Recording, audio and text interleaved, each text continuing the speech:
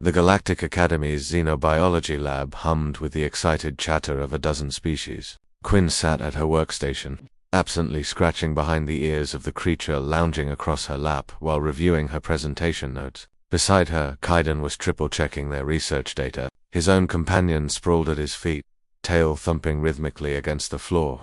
"You know they're going to freak out," Kaiden muttered, glancing at their classmates, a mixture of Relnith, Cathari, and Zeph, all with their own specimens from their homeworlds. Quinn grinned. "That's kind of the point of comparative xenobiology, isn't it?" Professor Zelenoth, a towering Vrelnoth with crystalline skin that refracted the lab's light into rainbow patterns, called the class to attention. "Today, we examine the domesticated fauna each species has brought from their worlds. This exercise will illuminate the diverse relationships between sapient beings and the creatures they choose to keep as companions." His three eyes swept across the room. "Who wishes to present first?" A eager Cathari named Strail slithered forward, her scales shimmering with pride. She gestured to a small, floating tank containing bioluminescent jellyfish-like organisms. "These are my We of Cathar have kept them for millennia. They filter our water gardens and produce beautiful light displays. Completely harmless, of course. We would never domesticate anything dangerous." The class murmured appreciation as the creatures pulsed with gentle blues and greens. Next came Vrex, a Zephron whose chitinous plates clicked as he moved. He presented a cage of tiny, furry hexapods that chirped melodiously. "Singing fluffs," he announced, "bred for their voices and soft pelts. They eat processed nutrient paste and have never known predation in 40,000 years of domestication." One by one, the alien students presented their pets, all small, docile, herbivorous, or filter-feeding creatures. Each species had apparently chosen the safest, most harmless animals from their worlds to domesticate. Then it was humanity's turn. Quinn stood, and the creature in her lap, a muscular, sleek-furred animal with gleaming eyes, stretched and yawned, displaying a mouthful of sharp teeth. Kaiden's companion rose as well, larger and shaggier, its powerful jaws capable of crushing bone. "These," Quinn began, activating the holographic display, "are cats and dogs. They are humanity's most common companion animals. We have kept them in our homes for thousands of years." The initial response was curious fascination. The aliens leaned forward, admiring the aesthetic qualities of the creatures. "The smaller one is called a cat," Quinn continued, running her hand along the feline spine. It purred, a sound that made several Cathari recoil slightly. "The larger is a dog."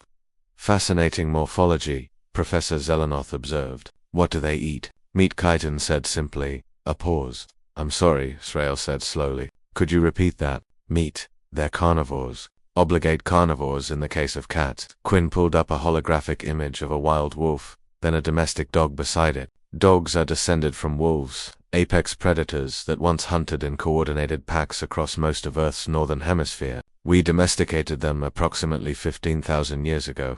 The classroom went very quiet. She switched the image to show a wildcat, then a house cat. "Cats are descended from desert ambush predators. Pound for pound, they're nearly perfect killing machines. We brought them into our homes around 10,000 years ago." Vrex's plates rattled nervously. "You're saying, you took apex predators and invited them to live with you in your dwelling spaces, with our children," Kaiden added helpfully. At his feet, his golden retriever thumped its tail, tongue lolling happily. "But why?" Professor Zelenoth's usually steady voice cracked slightly. Quinn smiled. "Dogs helped us hunt even larger predators. They guarded our settlements. They became our friends. Cats killed the vermin that ate our grain stores and spread disease. Both provided companionship, loyalty, and love." She pulled up combat footage from Earth's history. Dogs in military service, cats defending their human families. Even now, we train them for protection, search and rescue, hunting, and warfare support. "Warfare?" Srael's voice was a horrified whisper. "Oh yes," Quinn said. "Humanity has used dogs in every major conflict in our recorded history." Kaiden activated another display. "Here's the really interesting part. We didn't just domesticate Earth's predators. We selectively bred them. Made some bigger, stronger, more aggressive, made others faster, more agile, better hunters." The hologram showed a tiny Chihuahua next to a massive Great Dane, both technically the same species, all from those original wolves. "You weaponized them," Rex breathed. "We partnered with them," Quinn corrected. "They chose us as much as we chose them. Our ancestors shared their kills with wolves. The wolves, who were brave enough, friendly enough, stayed near human camps. Eventually, we became packed to each other." Professor Zelenoth accessed the galactic database with trembling manipulators. His eyes widened as he read. It says here that wolves hunted the ancestors of the Velnoth when they were still pre-sentient. Canine predators drove 3 of our evolutionary cousins to extinction. Srael was frantically checking her own species' history. Feline's Cathar records show feline ambush predators as our primary source of mortality for 2 million years of evolution. The revelation rippled through the classroom. Nearly every species present had evolutionary trauma connected to animals similar to those now sitting calmly in the human section of the lab. One purring, one gently panting.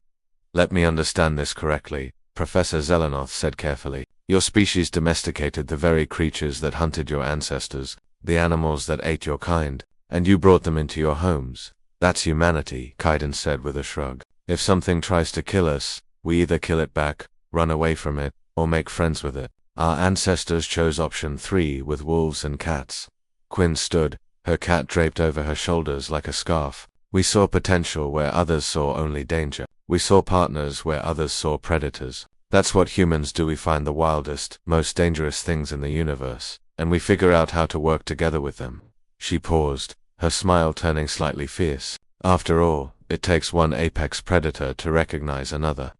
The class sat in stunned silence as Quinn and Kaiden gathered their pets and their materials. As they walked to their seats, the dog's claws clicked on the floor. The cat's eyes gleamed in the light, and every alien in the room suddenly understood why humanity had risen so quickly to prominence. In the galactic community, they didn't just survive alongside Redditors, they befriended them, they became family with them. And in doing so, they'd learn to think like them. The Galactic Academy would never look at humanity or their pets quite the same way again.